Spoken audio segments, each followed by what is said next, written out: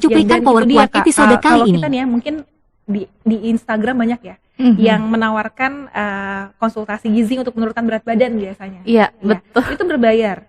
Ya aku jadi kayak berasa dilihat enggak ya? Jadi kekurangan ini. Cuman yang paling umum di Indonesia adalah anemia gizi besi tadi. Akhirnya kita memberikan apa ya, tambah darah, penambahan zat besi.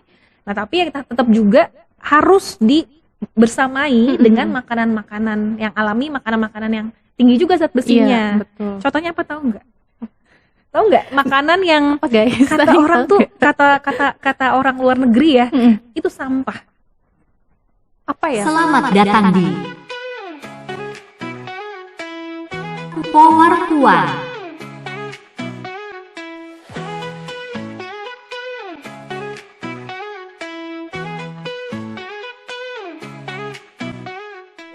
Hai Sobat Puan, kita ketemu lagi bareng Dede di podcast Power Puan. Nah, untuk episode kali ini istimewa banget. Kita sudah kedatangan narasumber tamu seorang nutrisionis. Ada yang tahu nggak sih nutrisionis itu apa? Ini aku pas dikasih tahu episode kali ini siapa nih? Wah, nutrisionis keren banget nih.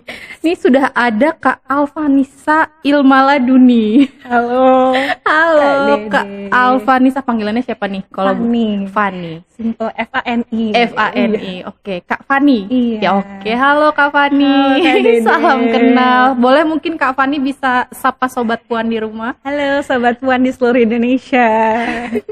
Oke, Kak Fani ini adalah seorang nutrisionis. Aduh, Betul.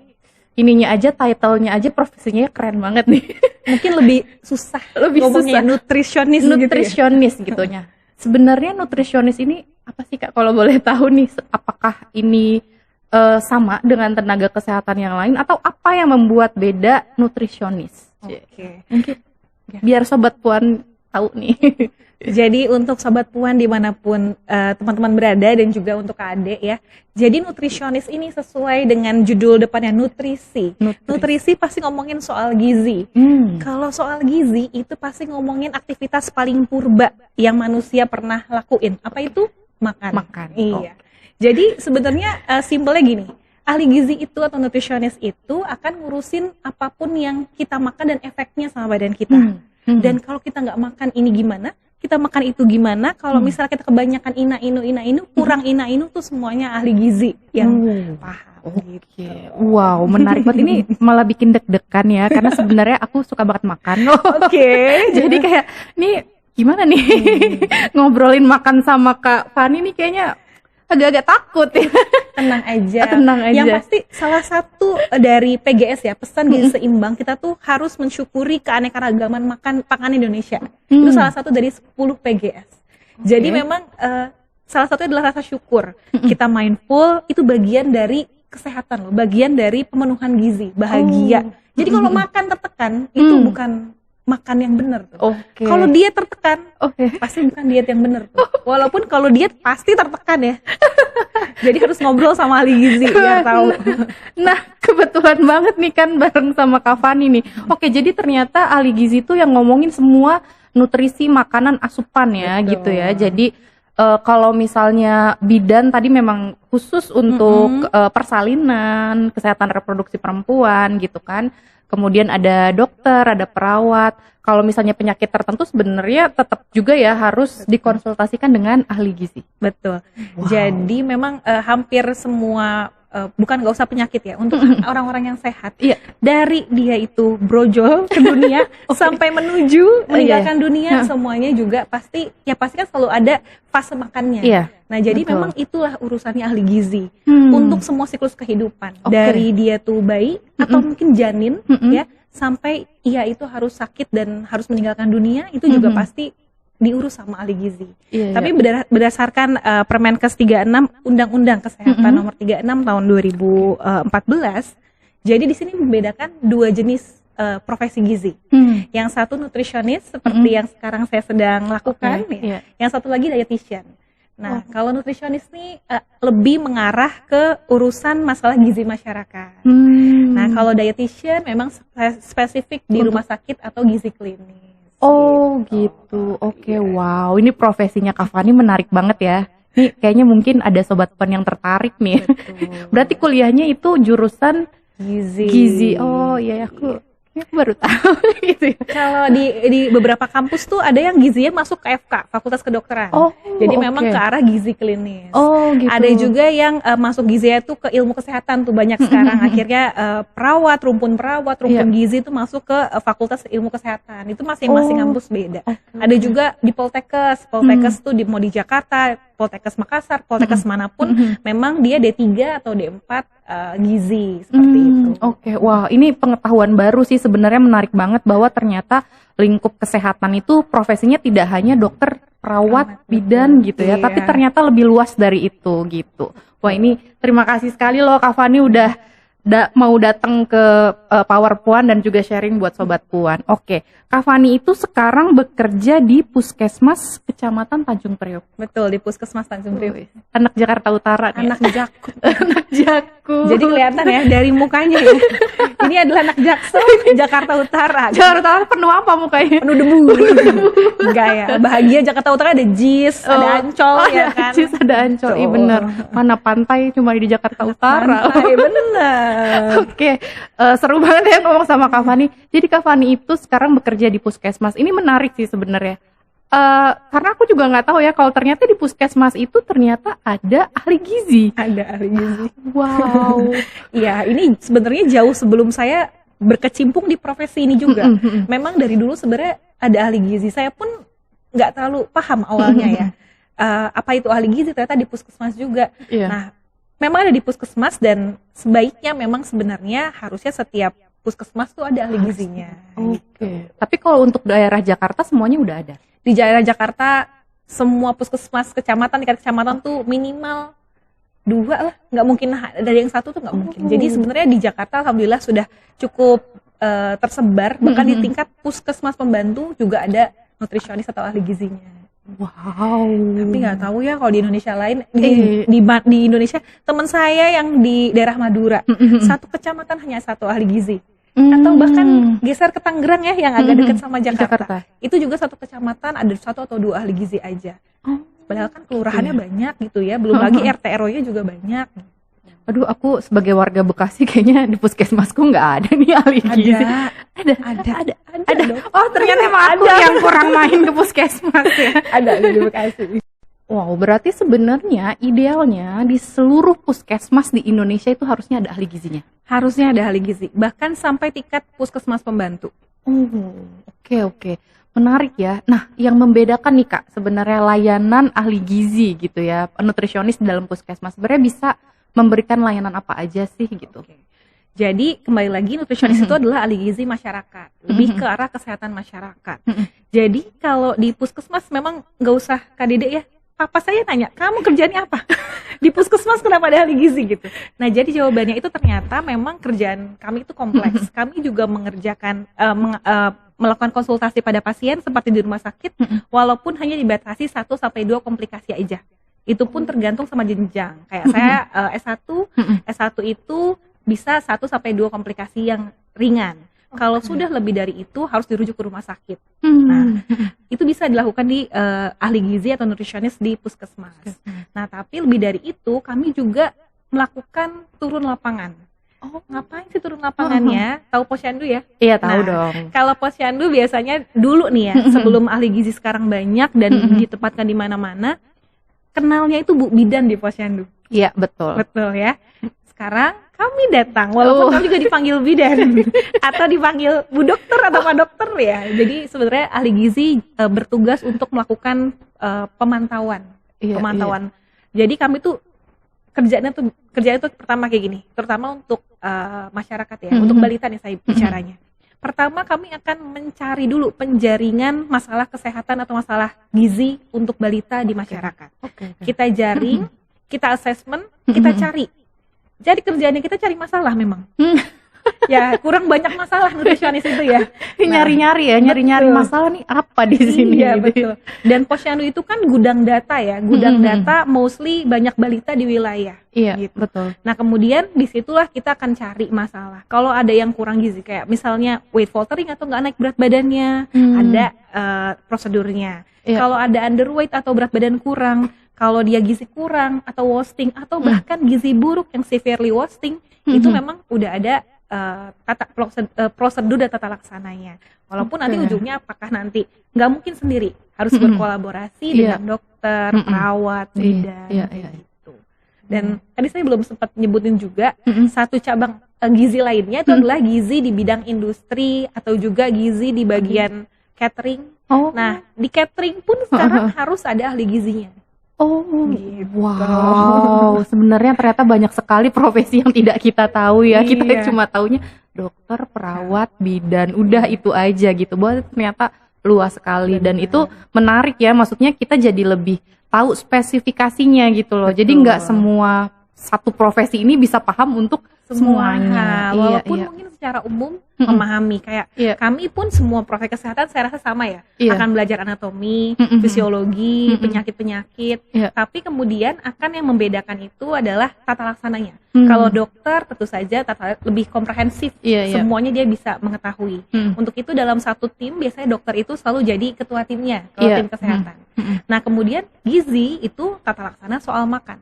Gak mungkin dong kalau berobat obat mulu yang dikasih, Nah itulah peran kami ada di situ untuk mengatur makannya. Apalagi di tingkat masyarakat, di mana makanan itu sebagai obat utama. Betul. Iya. Betul. Jadi memang itu lebih ke preferensi banyak teman-teman saya. Saya pun sebenarnya lulusan yang gizinya itu di FK. Harusnya tuh klinisnya lebih banyak. Tapi ternyata saya lebih tertarik ke gizi masyarakat. Itu kan lebih ke arah peminatan ya.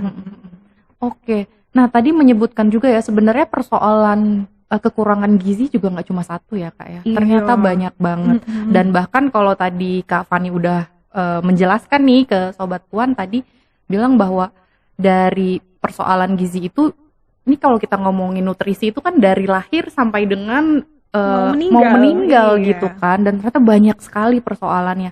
Nah, kalau misalnya, boleh nggak sih kalau misalnya aku nih kayaknya ada yang salah deh dengan cara makanku atau nutrisiku atau merasa badanku kurang fit atau apa gitu ya dengan makan, bisa ya konsultasi ke nutrisionis di puskesmas? Boleh banget. Jadi sebenarnya ya ini menurut saya puskesmas itu adalah pusat kesehatan masyarakat. Rumah sakit, rumah untuk yang sakit. Jadi pelayanan puskesmas itu seharusnya melingkupi orang-orang yang sehat, termasuk kakak nih. Oh, kakak merasa sehat, gue gak sakit dong. Tapi pengen tahu nih gimana cara pengaturan makan. Nah, boleh banget konsultasi ke ahli gizi di puskesmas gitu. Menarik kan guys? Dan yang menarik yang lagi free. Nah, itu dia. Jangan mau rugi, kalian harus membangun awareness terhadap tubuh sendiri. Benar. Ya, dan itu dia Kak, kalau kita nih ya mungkin di Instagram banyak ya yang menawarkan konsultasi gizi untuk menurunkan berat badan biasanya. Iya, betul. Itu berbayar. Ya, aku jadi kayak berasa dilihat enggak ya? Itu berbayar. Tapi sebenarnya kalau di puskesmas bisa, ahli gizinya mampu untuk melakukan itu. Tapi kadang-kadang orang-orang tuh dengan sekali datang udah cukup gitu. Padahal enggak, padahal harus terus ditempel. Istilahnya kami tempel tuh harus lihat dulu perkembangannya, 2 minggu lagi datang atau sebulan lagi datang untuk konsultasi lagi, mana kurangnya. Dan sifatnya nutrisionis ini memang sebagai konselor gitu. Konselor itu artinya kami tidak mendikte mendikte kakak nih untuk melakukan harusnya begini makannya. Kami tuh harus bisa menyesuaikan dengan pola kakak. Konselor itu kan seperti itu ya, nggak bisa mendikte kakak sendiri yang harus terlibat untuk memilih saya tuh mau bagaimana, saya tuh kayak gini. Ya kamu sebagai konselor yang harusnya bantu saya untuk kebiasaan saya tuh nggak diubah, tapi saya bisa ke arah yang sehat. Kayak gitulah kurang lebihnya.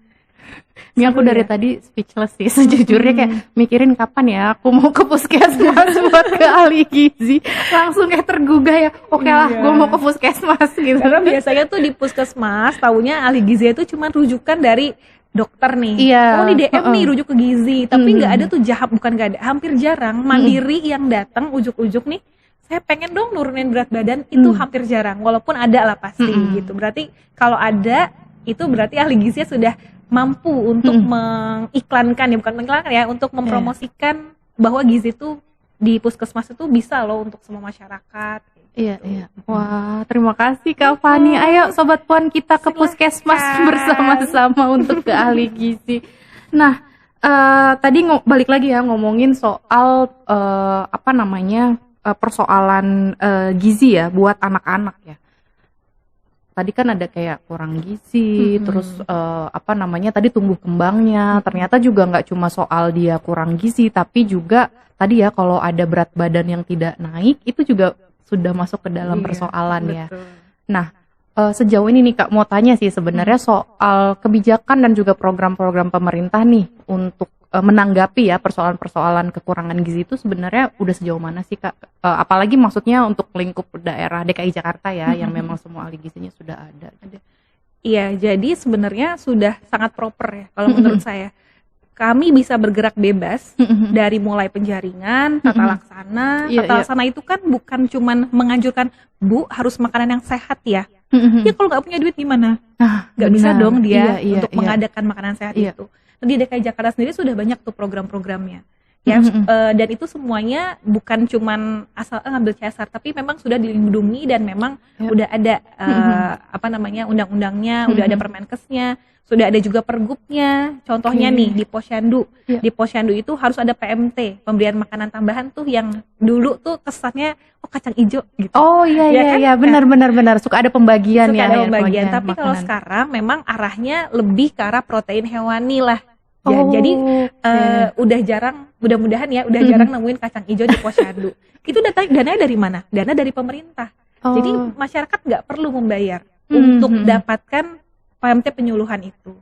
Gitu. Karena sifatnya tadi ya pemberian makanan tambahan ini adalah blanket untuk semua anak yang datang ke Posyandu atau anak di wilayah yang datang ke Posyandu akan dapat PMT penyuluhan itu, namanya PMT penyuluhan.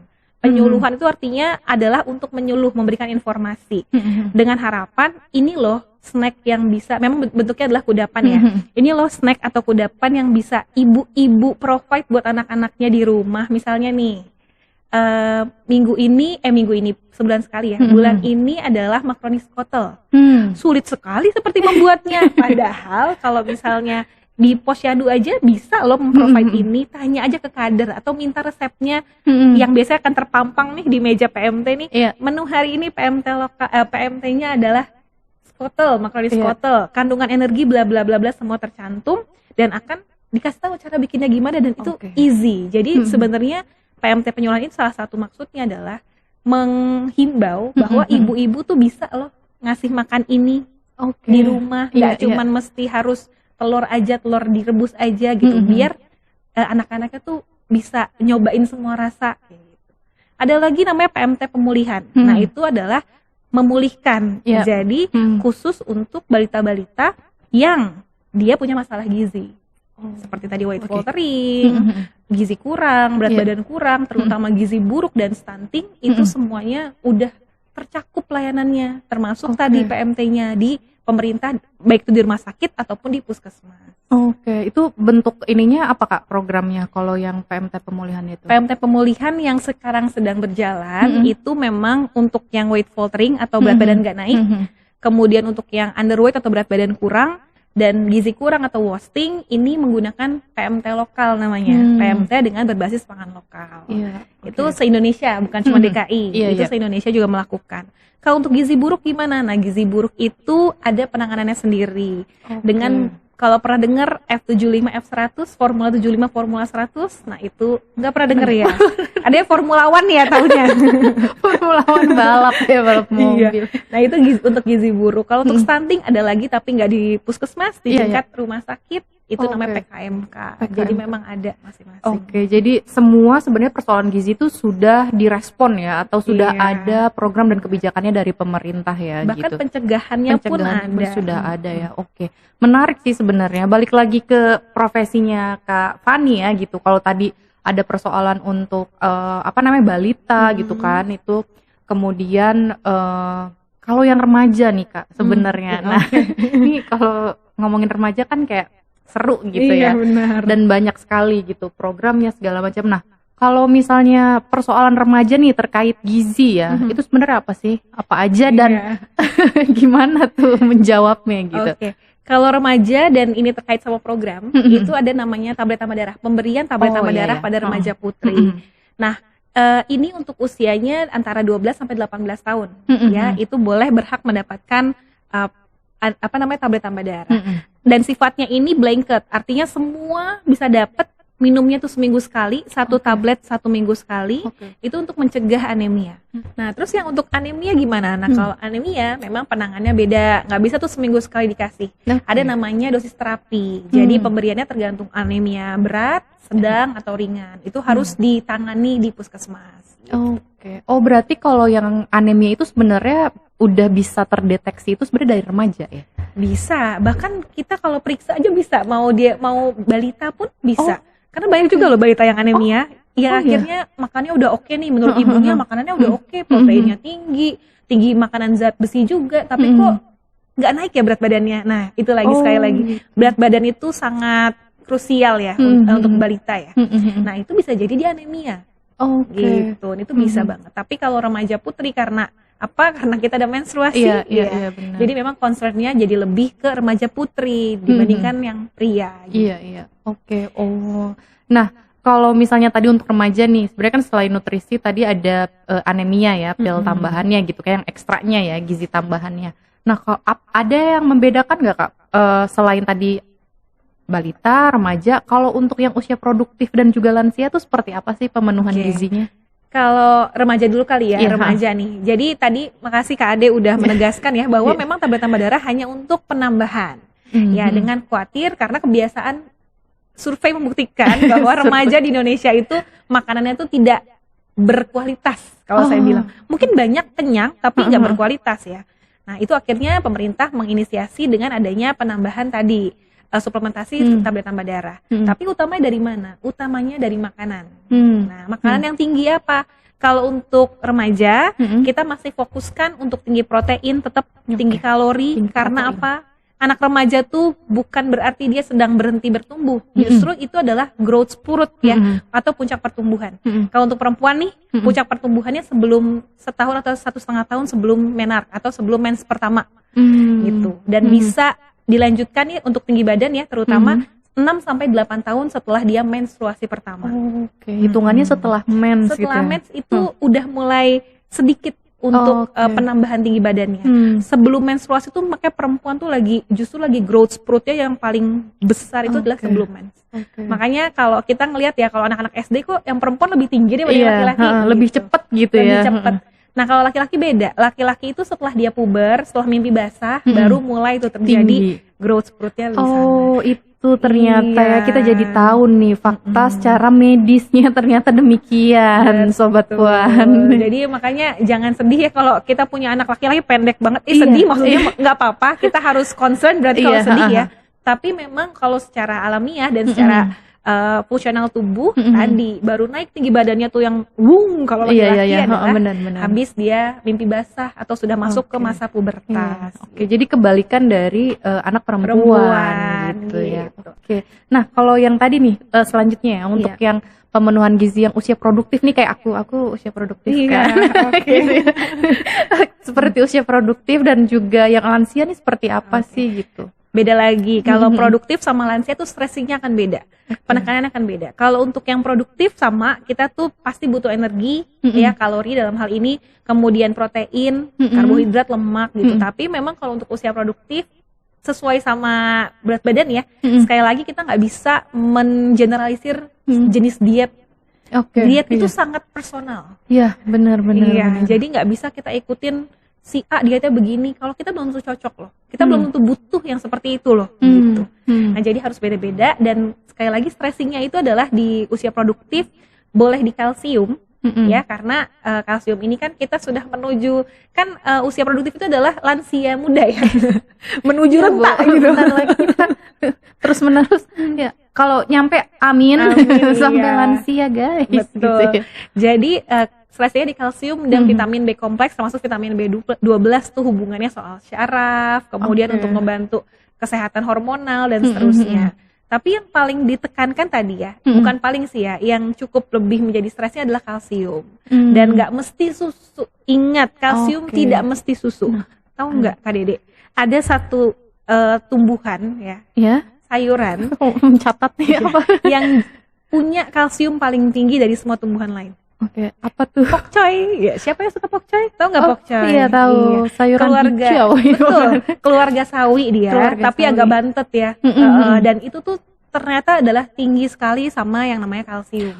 Oh wow, Iya. nice info ya. Info. Nah, kita nih yang udah usia produktif memang harus lebih banyak juga makan serat. Oke. Gitu. Jadi memang serat itu bukan cuma untuk BAB tok loh. Oh, biar BAB lancar makan sayur. Sebenarnya nggak sesederhana itu. Ya, serat itu punya mekanisme yang cukup ajaib di dalam tubuh. Belum lagi vitamin-vitamin yang dari sayuran hijau gitu ya. Itulah stressingnya. Nah, sekarang untuk lansia. Kalau untuk lansia hampir sama. Kita ngomongin vitamin B itu hubungannya sama persyarafan. Iya. Nah, lansia ini memang sebagaimana yang sudah semestinya ya. Iya. Normatifnya itu ya, saya bilang. Normatifnya itu kalau lansia itu semakin tua seseorang kan metabolisme semakin rendah. Betul. Benar. Kemudian perlistrikan di otak juga Iya. semakin tidak terlalu kuat. Iya. Untuk itu memang pada saat usia produktif kita harus menjaga tuh biar kita lansia dengan berjaya, bahagia, sentosa. Wow, berjaya, bahagia, sentosa. Oke. Yang pasti sehat itu termasuk dalam bahagia ya.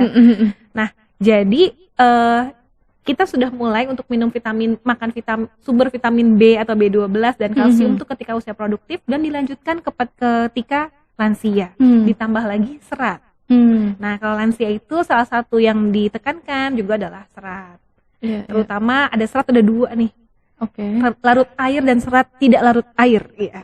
Banyak loh sebenarnya kalau dikupas ya. Tidak larut air itu yang biasa untuk BAB-nya lancar. Nah, kalau serat larut air itu yang nanti hubungannya sama gula darah, hubungannya sama tensi darah dan seterusnya. Itu ditekankan untuk lansia seperti itu. Selain dari vitamin B12 dan vitamin B kompleks. Tadi yang serat larut air dan tidak air tuh contohnya kayak gimana nih Kak Fani? Oke. Kalau serat larut air itu ini agak jorok nggak apa nih ngomong BAB nih.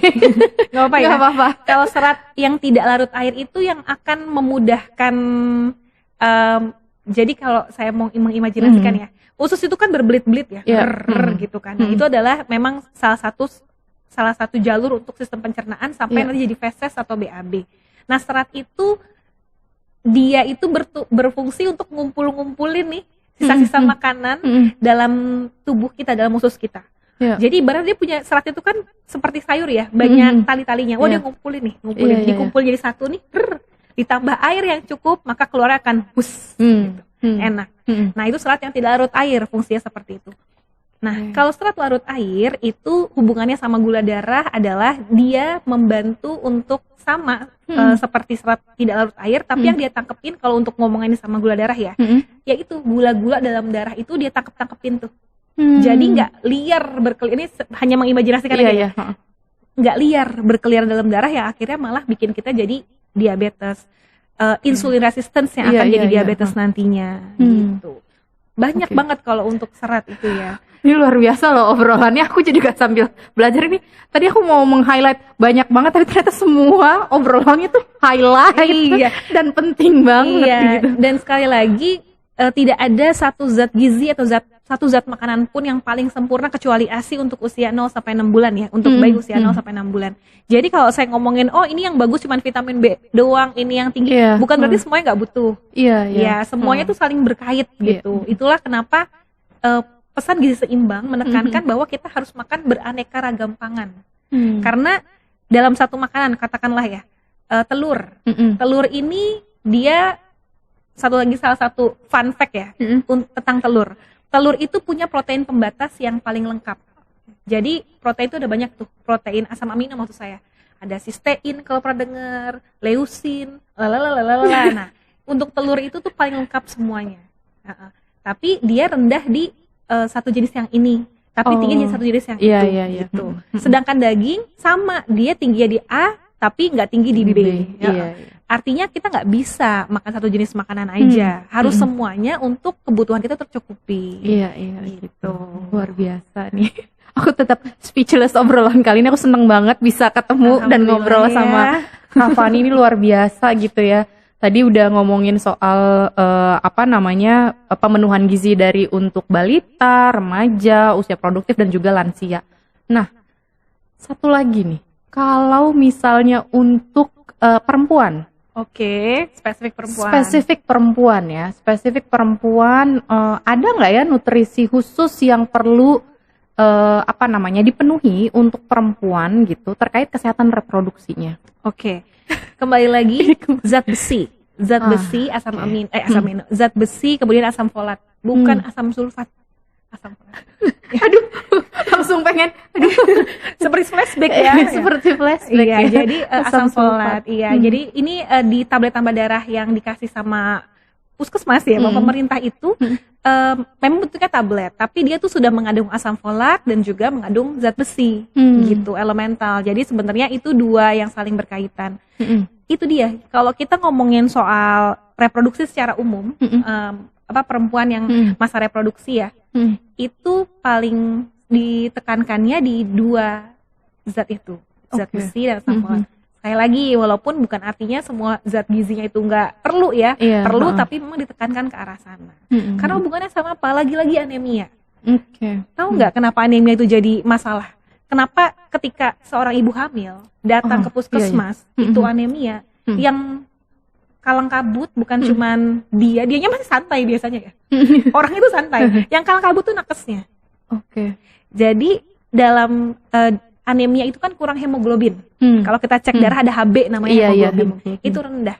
Fungsi hemoglobin itu sebenarnya sebagai transporter. Ibarat kata dari sini saya mau ke Bekasi. Naik mobil atau motor. Nah, hemoglobin itu mobil atau motornya. Yang diangkut apa? Yang diangkut tuh oksigen sama zat gizi yang udah kita makan tuh. Jadi kalau kita makan zat gizi, menghirup udara sebebas-bebasnya, tapi nggak ada yang ngangkut, nyampe nggak ke janin? Betul. Nyampe nggak ke otak ibunya? Jadi akhirnya ya itu dia. Jadi akhirnya nggak berefek apa-apa ke janinnya dan mengakibatkan ya tadi nanti BBLR, janinnya kurang nutrisi dan seterusnya. Stunting nantinya. Stunting. Gitu. Benar, Jadi yang panik biasanya kita, ibunya mah tidak apa-apa, saya tidak merasakan apa-apa. Itu juga unik. Itu juga salah satu fenomena loh. Kenapa? Kan selama ini saya anemia, tapi saya nggak kenapa-napa, saya masih bisa hidup dengan tenang dan nyaman, saya masih bisa bekerja dan belajar.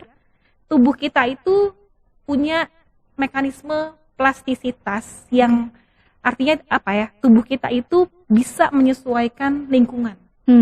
Itu hebatnya badan ya. Jadi kalau kita belajar soal diri kita, badan sampai sel, termasuk gampang deh saluran pencernaan aja, itu kita akan bersyukur dan akan merasakan maha kuasanya Tuhan ya menciptakan manusia. Kenapa orang-orang yang anemia itu nggak ngerasain masalah dalam hidupnya? Karena badan kita tuh bisa beradaptasi dengan kondisi yang ada. Jadi otomatis gitu otomatis dia nggak akan kenapa-napa. Mungkin awalnya aja ketika udah mulai anemia nih, ngerasain 5L. Letih, lesu, lunglai, lalai, alay gitu enggak ya. Lemas ya. Nah, dari duduk ke bangun udah berkunang-kunang gitu. Tapi itu sebentar aja. Kalau didiemin tidak ada intervensi, lama-lama dia akan terus naik, terbiasa. Tapi badan kita sebenarnya sedang ada di survival mode. Mode bertahan. Sementara badan kita tuh bukan di mode bertahan. Itu baru minimalis doang. Sementara kita untuk anak remaja masih perlu penambahan gizi untuk kecerdasan otak, kenaikan tinggi badan dan seterusnya. Badan kita butuh imun untuk melawan semua radikal-radikal bebas dan seterusnya. Itu nggak bisa dilakukan. Jadi badan lagi survival mode aja. Nah, ketika datang intervensi nih, tablet tambah darah nih dimasukin, badan akan nolak. Kenapa sih nih orang gue gak kenapa-napa, tiba-tiba ditambahin apaan lo gitu ya. Jadi efek di kitanya akan ngerasain biasanya mual. Kok saya minum ini jadi mual? Kok saya minum ini jadi pusing, gak nyaman? Itu sebenarnya ketika hal yang biasa terjadi udah biasa, tapi ketika dikasih sesuatu yang tambahan dalam artian mau menormalkan nih, gak jadi kurang, akan jadi bermasalah. Padahal itu sebenarnya lagi menyesuaikan ya? Badan lagi nolak dulu. Karena kebutuhannya tadi, kalau misalnya kita ngomongin wanita yang sedang dalam di usia produktif itu, bukan cuma buat dia doang, ini hidupnya bukan cuma tentang kamu, tapi tentang keturunan kamu nantinya. Benar-benar. Gitu. Dan itu yang kadang-kadang ibu hamil tuh nggak rasa. Nah, peran ahli gizi di sini di puskesmas nih, pasti kan kalau yang kayak gini-gini ahli gizi dong. Saya nggak bilang bidan pasti bisa lakuin edukasi, dokter pasti bisa. Cuman yang lebih mendalam tentang itu tentu ahli gizi. Makanya Ahli tadi gizi. profesi kembali ke topik awal punya spesifikasi masing-masing, spesialisasi masing-masing. Nah itu akan saya cerita tuh. Kami akan cerita tentang apa tadi manfaatnya hemoglobin, kenapa jadi bahaya dan seterusnya. Gitu. Wah ini informasi yang sangat bagus ya. Ternyata bahwa tadi justru kita kalau misalnya punya anemia atau biasanya sih orang tuh nggak menganggap anemia ya. Kayak cuma kayak kelamaan duduk kali. Bener. Jadi bangun-bangun agak pusing ya udah istirahat dulu tapi nggak akan ada pemeriksaan lanjut gitu loh. Atau nggak ada misalnya tadi ya ada pil nambah darah dan yang lain sebagainya. Padahal sebenarnya itu adalah suatu keadaan yang urgent gitu ya. Bahkan bisa mengakibatkan kematian gitu bahkan kan. bisa mengakibatkan kematian kalau didiemin aja ya. Iya, Gitu. kayak Anemia ya memang mengakibatkan kematian tapi nggak serta merta ya. Nggak mungkin meninggal karena anemia itu jarang banget ya. Kecuali dia memang ada penyakit lainnya kan anemia juga macam-macam ada jenis beda-beda nih apa anemia A, B, C, D, kekurangan ini. Cuman yang paling umum di Indonesia adalah anemia gizi besi tadi. Akhirnya kita memberikan apa ya tambah darah, penambahan zat besi. Nah tapi ya kita tetap juga harus bersamai dengan makanan-makanan yang alami, makanan-makanan yang tinggi juga zat besinya. Betul. Contohnya apa tahu nggak? Tahu nggak makanan yang guys, kata orang tuh kata orang luar negeri ya itu sampah. Apa ya? Hati ayam. Ya, hati ayam itu punya strata tertinggi yang pemilik zat besi terbanyak di seluruh jajaran bahan makanan yang ada. Ya. Hati ayam, pakcoy ya. Kan ini udah tadi kalsium. Pakcoy kalsium ini udah aku tulis ya guys ya. Jadi hati ayam itu termasuk yang tinggi zat besinya. Itu bisa jadi salah satu rekomendasi kami ahli gizi untuk ngomong ke ibunya, Bu seminggu usahain ketemu makan hati ayam 3-4 kali minimal seminggu aja. Kalau nggak bisa setiap hari kan nggak semua orang suka hati ayam. Iya.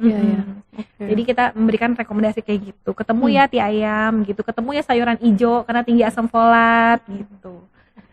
Wow, itu bagus banget ya. Jadi ternyata menjaga kesehatan itu nggak cuma untuk sekarang, untuk remaja, untuk usia balita gitu, karena itu akan berpengaruh nanti ke usia dewasanya, dan apalagi anaknya, keturunannya apalagi. Dan nggak cuma untuk perempuan ya berarti ya, laki-laki juga kan. Laki-laki juga kalau yang catin itu pasti akan masuk, nggak pasti ya, diperiksa kemudian calon pengantin kan harus punya surat sertifikat layak nikah dulu nih, baru bisa nikah nih. Itu periksa ke sekarang puskesmas. ya, sekarang udah ada.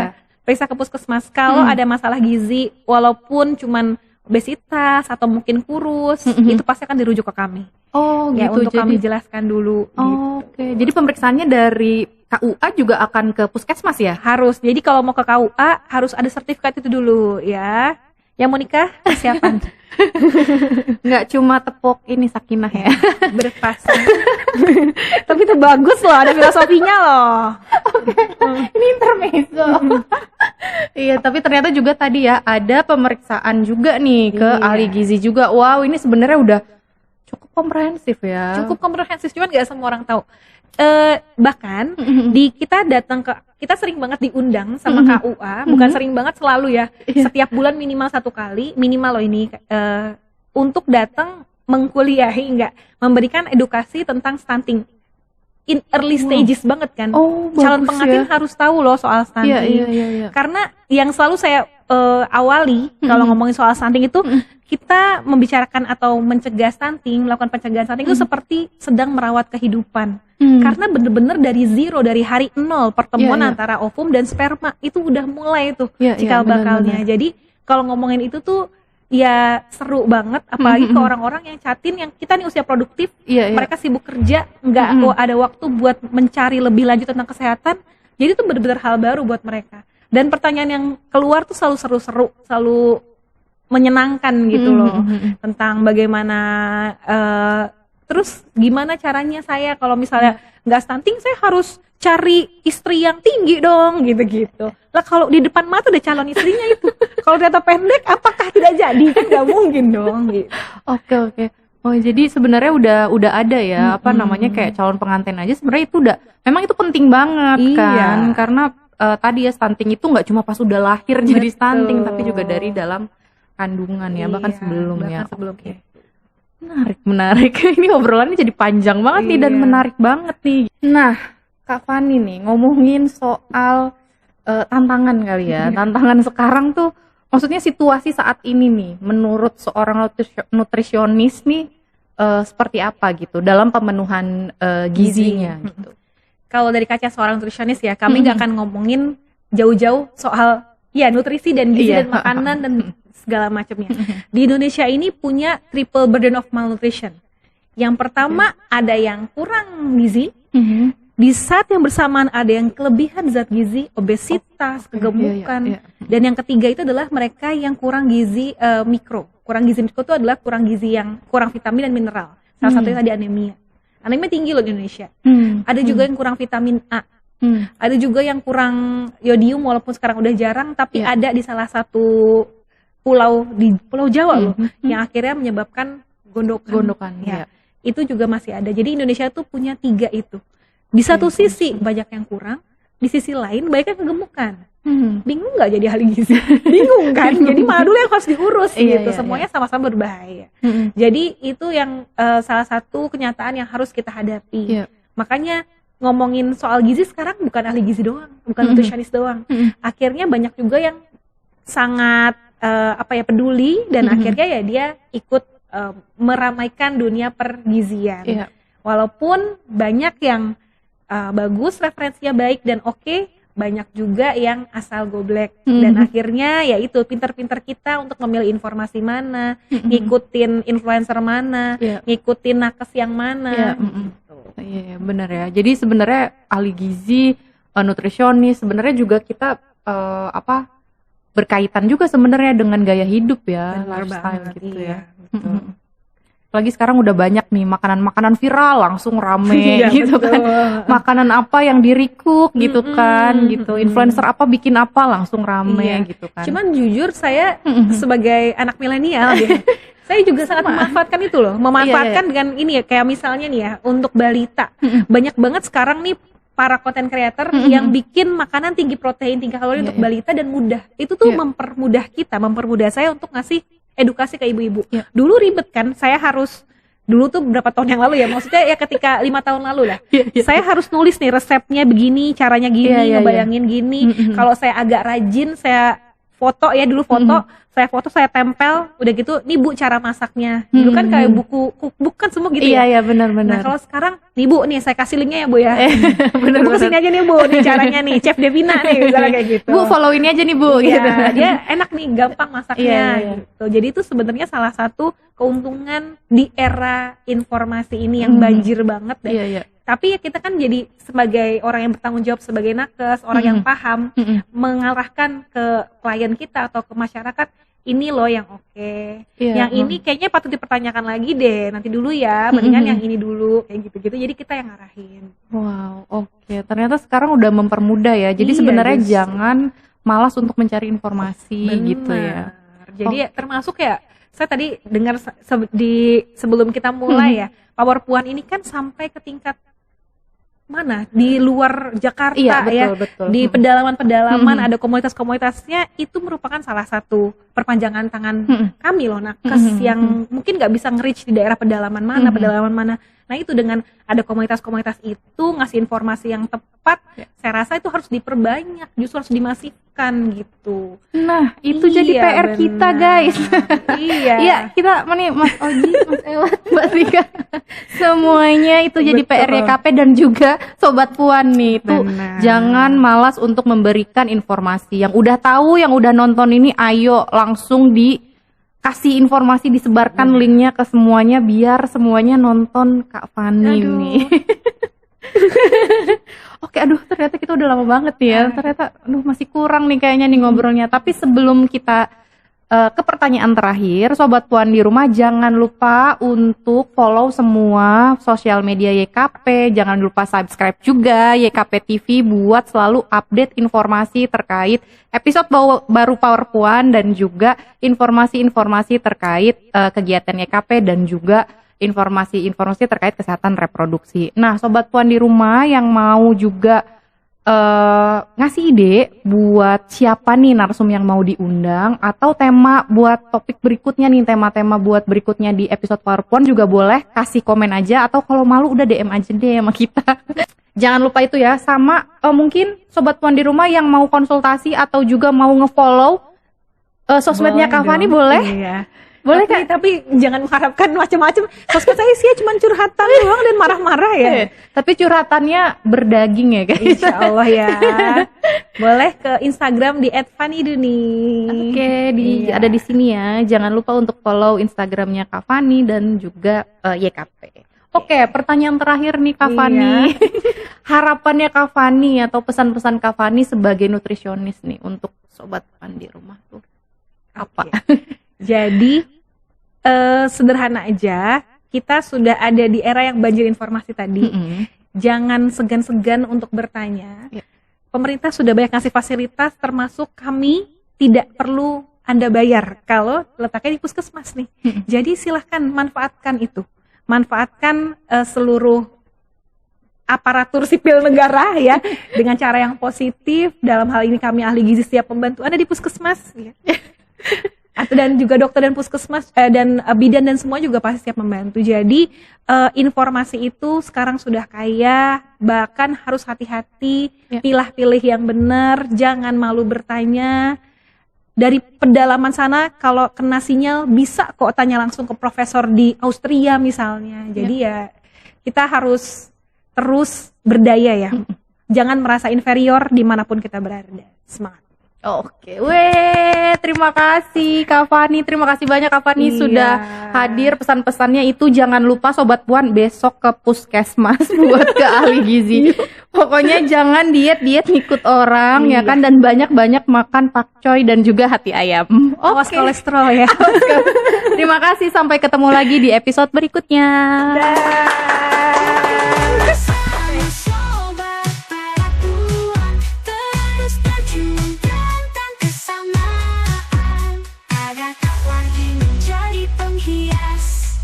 Terkata lagi di